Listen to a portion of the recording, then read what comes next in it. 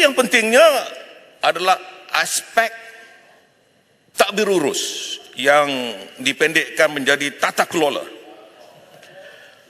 dan bidang kuasa yang jelas di antara Perdana Menteri, Menteri Kewangan dan juga Menteri Ekonomi. Jadi saya inginlah kalau boleh kita benar-benar melihat segala apa yang Okey. Terima kasih Datuk Seri Ketua Pembangkang. Saya tertarik apabila Datuk Seri Ketua Pembangkang membangkitkan aspek tata kelola dan saya nak tanyalah Ketua Pembangkang ni lama sebagai Menteri Kabinet sebelum ini.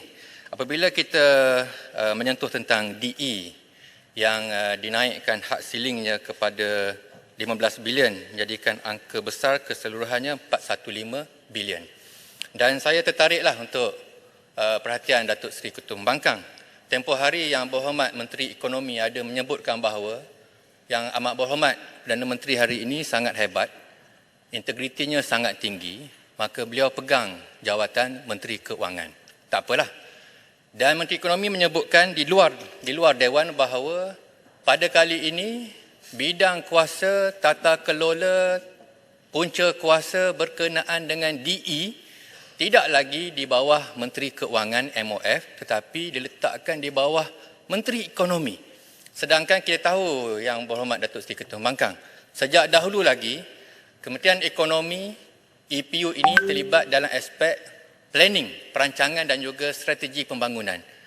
Adapun hal ehwal tata cara, tata kelola keuangan, akta-aktanya, pekelilingnya, wartanya, semuanya menyatakan jelas di bawah bidang kuasa Menteri Keuangan bertanggungjawab keseluruhan OE dan juga DE.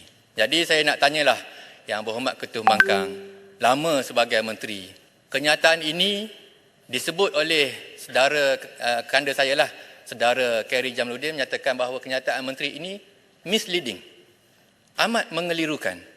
Dan sahabat saya di luar juga menyatakan bahawa penjawat-penjawat awam ketawa besar apabila Menteri Ekonomi menyatakan bahawa tugas MOF, tugas Menteri Kewangan ini dikecilkan skopnya hanya kepada OE semata-mata. Jadi oleh kerana RMK12 ini menyentuh tentang DE, saya nak tanyalah Yang Berhormat saya sebut Menteri Sokmo ni, mungkin tak lama lagi jadi menteri rasanya Ketua Pembangkang kita ni. Adakah benar kenyataan Menteri Ekonomi tersebut dan di manakah, tanya Menteri Keuangan, di manakah aktanya? Di manakah dalam wartanya, di manakah dalam pekelilingnya skop Menteri Keuangan MOF ini hanya menjaga OE, tidak lagi menjaga DE, sedangkan kita tahu procurementnya, tendering prosesnya, financingnya, sukuk dan bondnya di bawah Yang Amat Berhormat dan Yang Berhormat Menteri Keuangan yang amat sibuk jadualnya. Terima kasih Datuk Seri Ketua Pembangkang. Kalau saya boleh tambah, Yang Berhormat Ketua Pembangkang, apa yang disebut oleh Bacok tadi asalnya adalah kita lihat bahawa jawapan yang digunakan oleh Menteri Ekonomi untuk menghalalkan Perdana Menteri memegang jawatan Menteri Keuangan. Jadi nak justify atau dengan izin atau menghalalkan tindakan tersebut, maka dikatakan kononnya seolah-olah DE ini di bawah Kementerian Ekonomi dan OE itu di bawah Kementerian Keuangan. Saya di Kementerian Hal Ehwal Ekonomi sebelum ini. Itu apa sahaja berkaitan dengan keuangan kita mesti rujuk ke Kementerian Keuangan. Tak ada boleh dibuat keputusan secara terus di Kementerian Ekonomi. Cuma saya nak tambah sedikit di sini ya. Saya nak tambah sedikit di sini. Yang Amat Berhormat Perdana Menteri pun ada di sini. Melihat keadaan ekonomi semasa, melihat cabaran dunia di luar sana, kita lihat bagaimana ekonomi Malaysia, ekspor kita jatuh, ya, GDP kita pertumbuhan lebih rendah, menyederhana. Apa yang kita lihat pada waktu ini adalah kita memerlukan seorang Menteri Keuangan yang dapat menumpukan sepenuh masa kepada urusan-urusan pentadbiran Kementerian Keuangan. Dan jika kita lihat dalam sejarah Malaysia, apabila Perdana Menteri turut menjadi Menteri Keuangan, maka akan ada Menteri Keuangan kedua. Yang Berhormat Titi Wangsa di sini pernah menjadi Menteri Keuangan kedua. Yang Berhormat Tan Sri Nur Muhammad Yaakob pernah menjadi Menteri Keuangan kedua.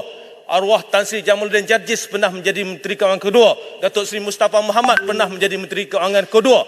Jadi kita lihat itu rekodnya.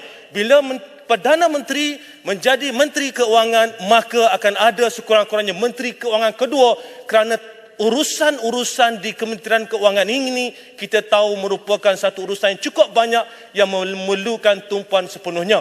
Jadi Ketua Pembangkang, saya rasa mungkin boleh cadangkan pada Perdana Menteri, dah boleh lantiklah Menteri Keuangan kedua, atau barilah tanggungjawab sebagai Menteri Keuangan ini pada orang lain.